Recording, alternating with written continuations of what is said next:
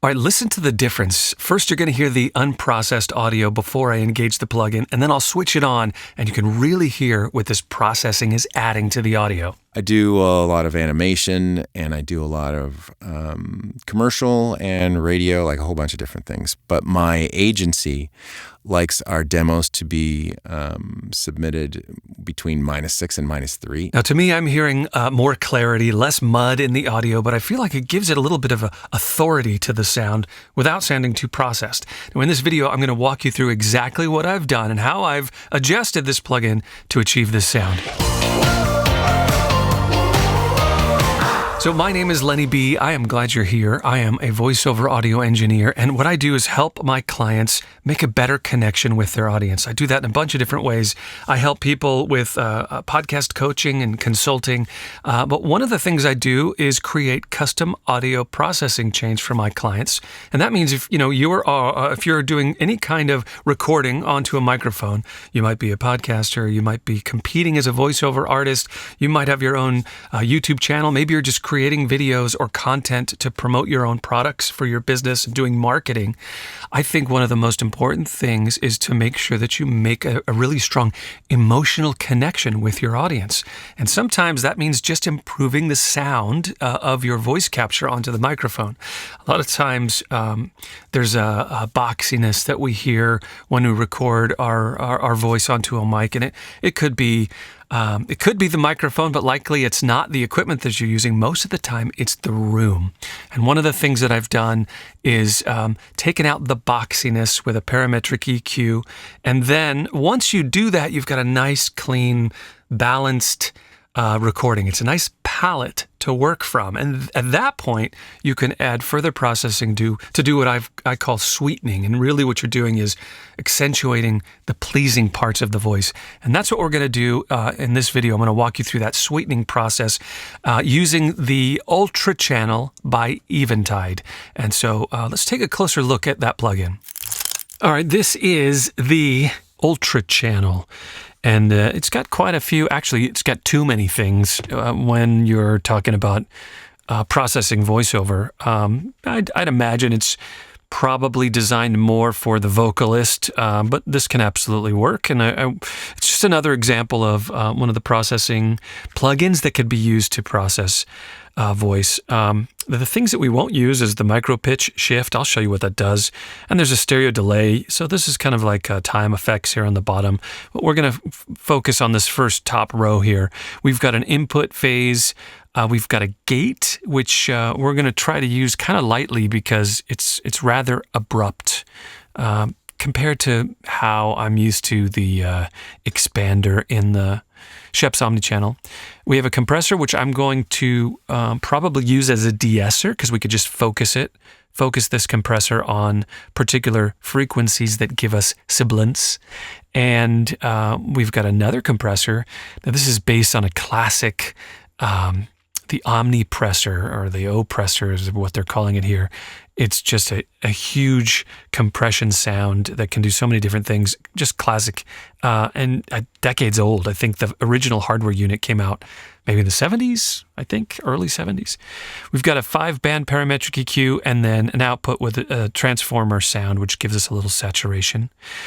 So let's start with the gate. Actually, first, before I even turn this thing on, not assuming you've heard some of the other videos I've done with this particular voiceover recording, let's just hear what the balancing is doing with this first EQ, this parametric EQ I'm using to fix and balance the recording. So I want to hear what we're working with before we start processing with this Ultra Channel. And by the way, you can watch the video where I walk you through that EQ balancing process. Just follow the link here. I do a lot of animation, and I do a lot of commercial and radio, like a whole bunch of different things. But my agency likes our demos to be submitted between -6 and -3. -1 and -3. So it's a well-captured raw recording. He has lots of sound treatment, GIC acoustic panels in his room. But there's an imbalance. It's kind of muddy and boomy and boxy. So we've fixed that. But it still is a big thick, heavy type of voiceover sound that he has. His voice is just that way, the source material. And then he's using the MKH416, the Sennheiser, and is going into a SSL audio interface, I believe. Okay, let's look at what the gate is going to do. So we are just going to have a release, maybe set it to slow. We'll set the release on the slow end and dial this in. I do a lot of animation, and I do a lot of commercial. I'll push it too far and then back it off. Likes our demos to be submitted between -6 and -3. -1 and -3. So anytime I normalize that, yeah. Anyways, you might hear. Not my favorite gate. I would use an expander. There's other things, but we'll keep it engaged for now. But you could see, when there's really quiet parts, like his breath, it kind of gave it that abrupt open and close. But that's kind of what a gate does. Again, it's probably more designed for percussion or vocals. All right, we'll move on to the compressor. Now, I'm going to use this as a de-esser, but let's kind of mess with it here. We'll engage it. I do a lot of animation, and I do a lot of commercial and radio, like a whole bunch of different things. But I happen to know that his sibilance is around 6.5. So we are going to engage the de-esser. I'm not going to use it. Well, maybe I'll use a little saturation. Let's see. And ratio 2:1. Maybe 8:1. Attack, and we'll open up the release a little bit. Let's see, 12 or 18. Let's see what happens here. I'm going to push the threshold too much so you can really hear what it's doing, and then we'll try to find a nice, transparent, natural sound. I do a lot of animation, and I do a lot of commercial and radio, like a whole bunch of different things. But my agency likes our demos to be submitted between -6 and -3. -1 and -3. So anytime I normalize that. The gate's bugging me. I'm going to turn it off. I do a lot of animation, and I do a lot of commercial and radio, like a whole bunch of different things. Now, the knee in this case, when using it as a de-esser, is kind of how focused and shallow or how wide the de-esser band is. Am I going to make it wider and a more shallow slope, which would be a lower number, to capture some of the SH and frequency sounds around where I've chosen that band to be, or do we keep it more narrow so it's only de-essing and removing certain frequencies, sibilant frequencies? I think 12, a little softer knee, is better. To me, it sounds a little more gentle. I do a lot of animation, and I do a lot of commercial and radio, like a whole bunch of different things. But my agency likes our demos to be. I like the way this compressor used as a de-esser sounds. Now let's engage the oppressor, omnipressor. I know this particular unit is pretty heavy-handed, so I'm going to keep a pretty low ratio. We're going to open up the attack, maybe keep the release in the middle somewhere. And I'm going to set the bass cut. So basically what this is going to do is going to say, hey, the detector circuit of the compressor is only going to look at frequencies from 200 up, and that's going to just let it react a little bit differently. Probably not react as much, especially in the lower energy. Which the lower energy is actually a big part of this source material. He's got a big boomy voice to begin with, so I don't want that to really take over the detector circuit of the compressor. So let's dial in the threshold here and see what we get at these settings, and I'll fine tune it. I do a lot of animation, and I do a lot of commercial and radio, like a whole bunch of different things. But my agency likes our demos to be submitted between -6 and -3. -1 and -3. I'm going to give it too much compression so I can fine-tune and dial in the release, the attack and release better, and then I'll lighten it up. Then I'll reduce the threshold. I do a lot of animation, and I do a lot of commercial and radio, like a whole bunch of different things. But my agency likes our demos to be submitted between -6 and -3. -1 and -3. So anytime I normalize that, yeah. Anyways, you might hear how it's very bassy. So here's what's happening: is I've I've decided that because the way this compressor sounds and reacts, I'm just going to use a very low ratio, and I only want it really to pull back the audio at the loudest portions. And there's some transient peaks here, but he's very dynamic in this example, which is great for me to work on, so I can give him plenty of room and kind of headroom to work with. So the compressor is not really working, maybe just a little bit in the background until he's loud, and then it pulls back. And I've set the release and the attack to be pretty wide open, so it has a transparent, kind of a natural sound. It's moving with his voice. It's not, I don't want you to hear the compression, basically, is I think the end result. I do a lot of animation. You can watch the reduction meter here and see how much it's working. I do a lot of animation, and I do a lot of commercial and radio, like a whole bunch of different things. But my agency likes our demos to be... low ratio, and the threshold is set to where it's only really backing off to maybe 3 dB, maybe 4 as the loudest parts. All right, now we've got a 5-band parametric EQ, and I probably won't use all of these bands for the sweetening stage here of this processor, but we're going to give him a little air. Let's start there with the high shelf. I'll disengage all these and we'll start there. I do a lot of animation, and I do a lot of commercial and radio, like a whole bunch of different things. But my agency likes our demos to be submitted between -6 and -3. -1 and -3. So anytime I normalize that, yeah. Anyways, you might hear how it's very bassy. Not as bad as it was, but not too bad. I don't have to do much to get some of that air, and because this sweetening, it's making me want to put the de-esser after the EQ, because I like that air, but then it also kind of puts some of that harshness back. So I'm going to, it's one of the cool things, you could drag the compressor that is set as a de-esser after the parametric EQ. I do a lot of animation, and I do a lot. You can see now that I've raised this just 2 dB, that really high frequencies, that the de-esser is working a little bit harder. It's dropping down more. I do a lot of animation. All right, let's punch up some of that low energy and see what that sounds like. I do a lot of animation, and I do a lot of commercial and radio, like a whole bunch of different things. But my agency likes our demos to be submitted between -6 and -3.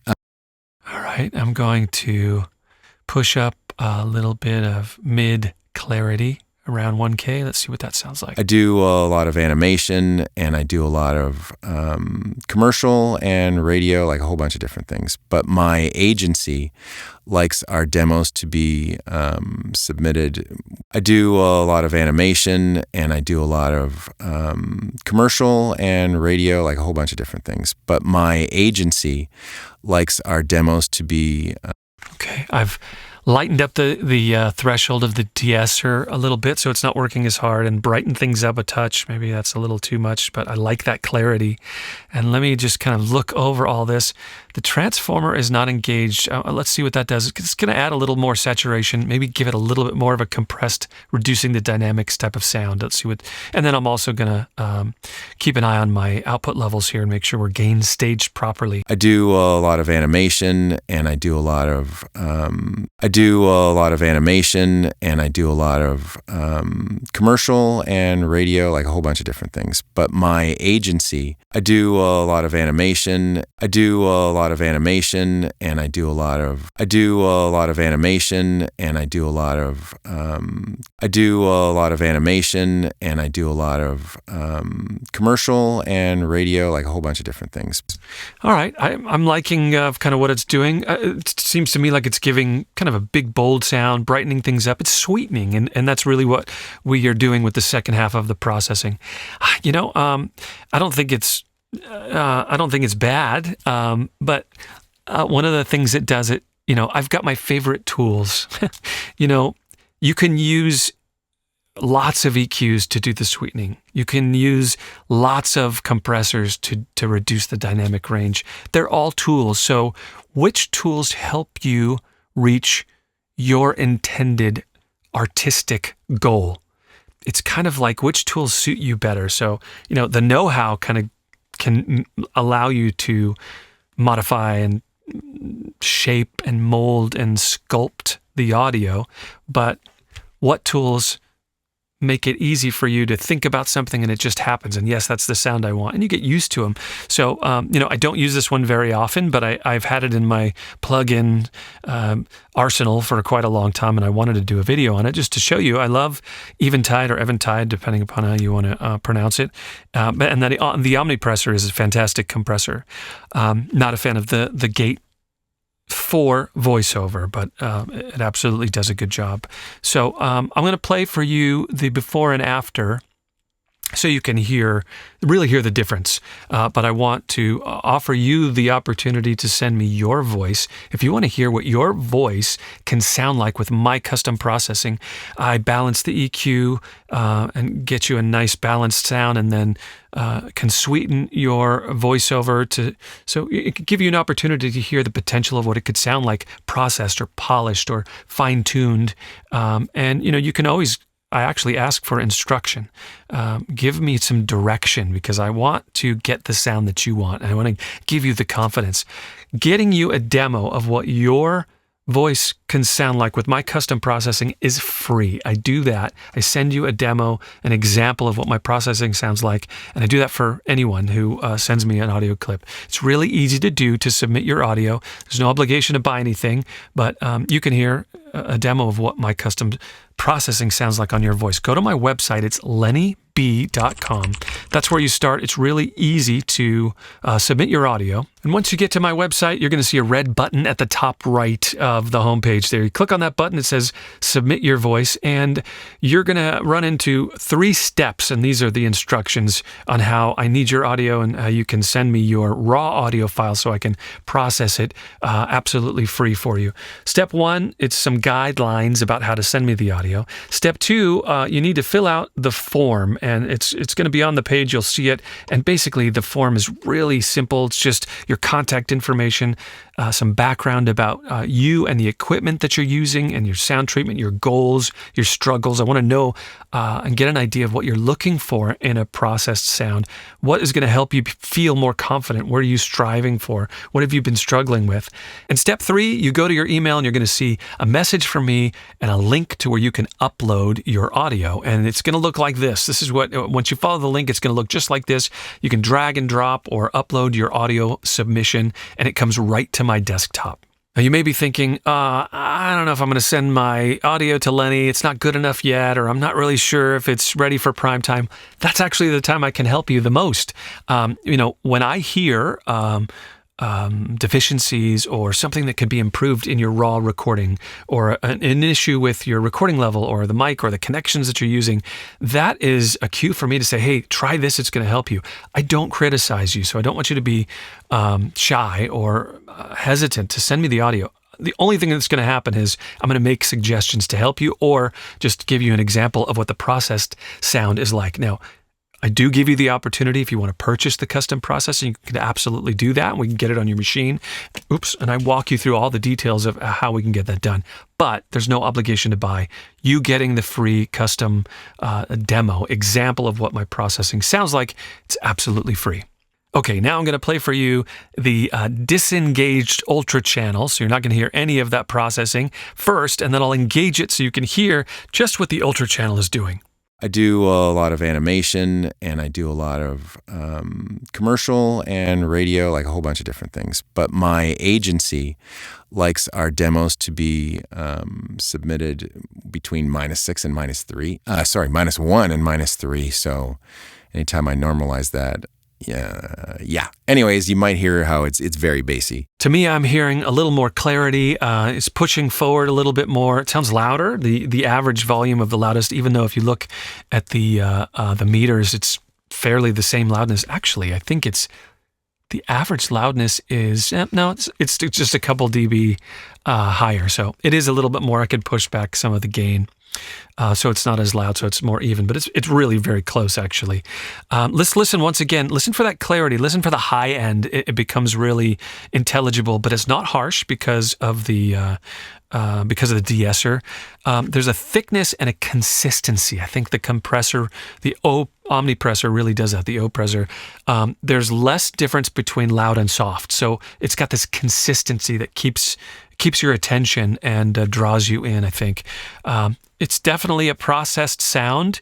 But that's what processing is. It gives you that consistency and that clarity. Let's hear the difference again. First, without the Ultra Channel, that'll engage it. I do a lot of animation, and I do a lot of commercial and radio, like a whole bunch of different things. But my agency likes our demos to be submitted between -6 and -3. -1 and -3. So anytime. I do a lot of animation, and I do a lot of commercial and radio, like a whole bunch of different things. But my agency likes our demos to be submitted between -6 and -3. -1 and -3. So anytime I normalize that. Now, I'll leave you with this. This is one way that you can use the Ultra Channel. There's so many options here, right? Think of all the variables. I could use the oppressor in a different way, maybe just either lighter or heavier, or a higher ratio or lower ratio, to where it's working harder, but it's not. It's compressing more, but at a less of a rate, right? Or it's just compressing harder on only the highest peaks and the highest transients. There's so many variables. I could use the EQ in a completely different way. I could back off on everything and make it just more transparent. But I wanted to bite into this a little bit so you can really have an idea of what it can do. So is this the exact best sound? I don't think there is a best sound, but I want to illustrate for you how this tool can be used, one way that the tool can be used. Questions, leave them in the comments. I will do my best to get back to you as quickly as possible, but I'm happy. I actually like to discuss these things. My wife will tell you that she doesn't want to talk about it anymore. Anytime I bring up EQ and compression, she rolls her eyes. I've mentioned that before, but yeah, if you're into this stuff and you've got questions, by all means, leave me the comment, and I would be happy to do this type of processing for you. Don't be shy to submit your voice for a free demo of my custom processing. My name is Lenny B, voiceover audio engineer. Thanks so much for watching. If you haven't yet seen me process this same voice recording submission with the Manly VoxBox Universal Audio plugin, you could watch that video here. I also processed this audio with the Sheps Omni-Channel plugin. You can see that video here, and you can see how I balanced the raw file with the Waves F6 parametric EQ. That's this video here.